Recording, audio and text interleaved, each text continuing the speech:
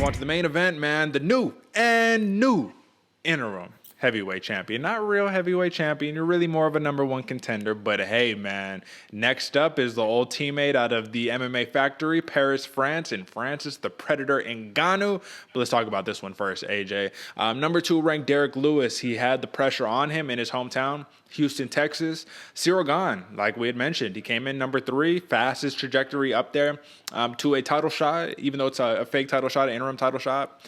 But, and I got to keep mentioning that, man, because they did Francis Ngannou so dirty, man. This is not a championship bout. Come on, what are we talking about? We know who the real champ is. But anyways, so here's the thing. Ciryl Gane, I said he had no pressure on him, right? And I really feel like that was the case. Because if he lost, people would be like, oh, well, dude's only 9-0. He's been doing MMA for 3 years. He was supposed to lose, right? Derrick Lewis, he's been doing this forever. You're supposed to win.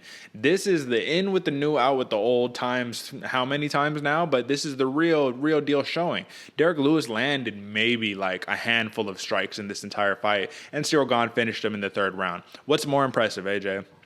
The relentless approach of Ciryl Gane just walking forward like we were all wondering, would he do it? I said it's going to be the same game plan against Volkov. This was literally the same game plan, right? What was more impressive, him doing that or him actually being able to finish Derrick Lewis? Let's not forget those calf kicks that were in there that set up the finish, right? Which one was more impressive?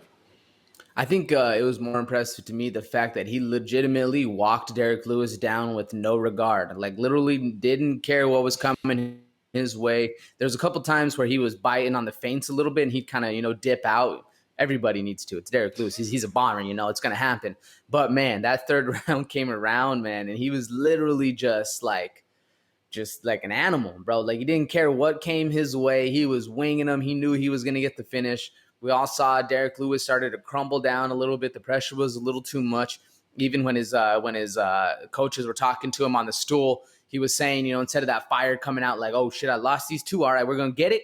No, it was more of like, damn, I lost. Like, okay, well, all right, I guess time to go out there again. Like, let's see how long this goes. So it was crazy to see, man. It was very impressive to me. I said in the pre-show, we got a little bit of crow on this one, that I think Ciryl Gane's going to make this a boring fight because he's not going to want to get touched up by Derrick Lewis. That was not the case at all. Literally not the case at all. Ciryl Gane came in ready for a thumping, didn't give a shit what was going to happen to him, and literally came in like a predator, man. It was excited. I'm very excited to see the fight that's going to come up next for him. And, man, super impressive win. Very impressive win. What was your takeaway? Well, my takeaway was that this dude, like, it's undeniable at this point, right? Like, there's only so many times where you can watch somebody do the same thing time in and time out, and then in the next fight be like, I don't know.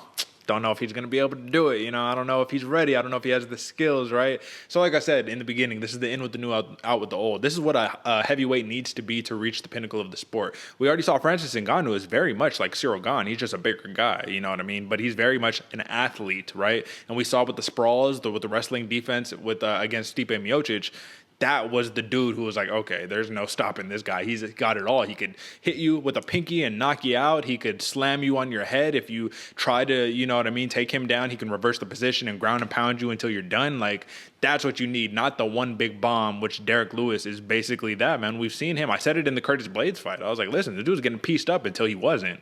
It's not going to happen every fight. We even seen him lose to Junior Dos Santos, really close with Blagoy Ivanov. Those dudes are plotters, you know what I mean? This dude is on his toes moving like a middleweight. That's all Dana White kept saying. He's like, he's a heavyweight who's moving like a middleweight. You've never seen it before.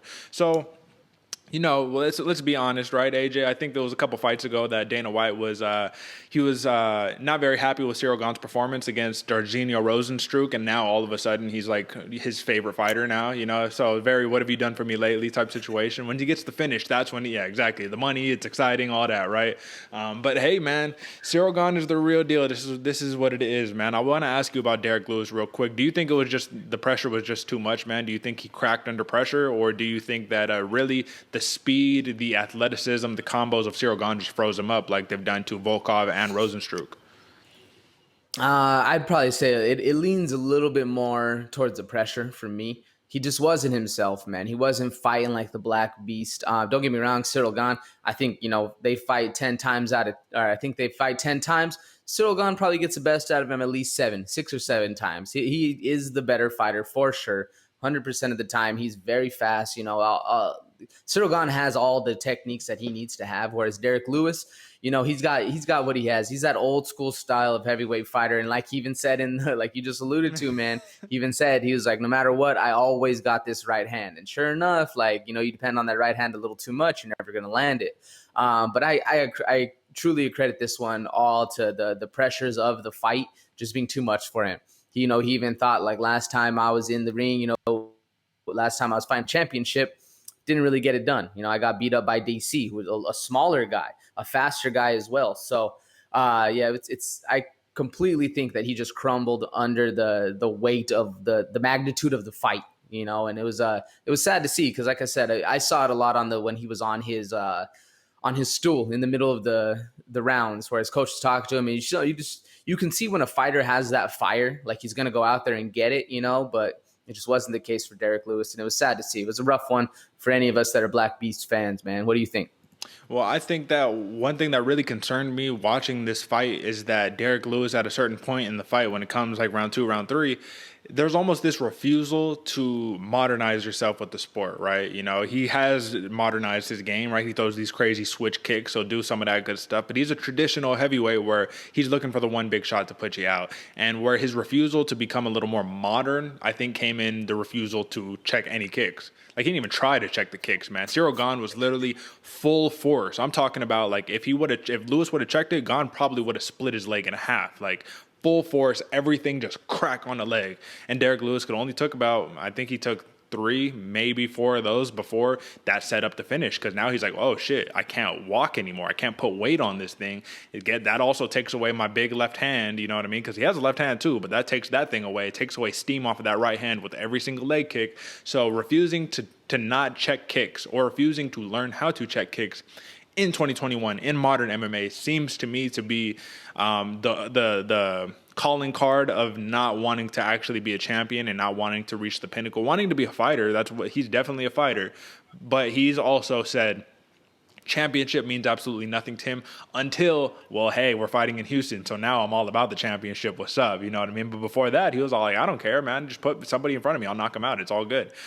So listen, man, it was definitely, like I said, man, in with the new, out with the old. We could say it a million times, but Ciryl Gane is here. The new hybrid heavyweights are here, and you got to be on your game, man. You got to be ready for the knees, the leg kicks, everything, because imagine, Derrick Lewis would have fought Francis Ngannou again, and Francis Ngannou got calf kicks too. Don't forget that, So Francis Ngannou would probably do the same thing. So now it's going to show how. I want to see if Stipe Miocic, man, he's got his work cut out for him, and we'll talk about him in a second too, because he seems to be the odd man out in this title picture. But listen, man, I think that's enough of that. Huge win for Ciryl Gane. He's at a 70% finish rate in his victories, man. He's finished 7 of 10 fights.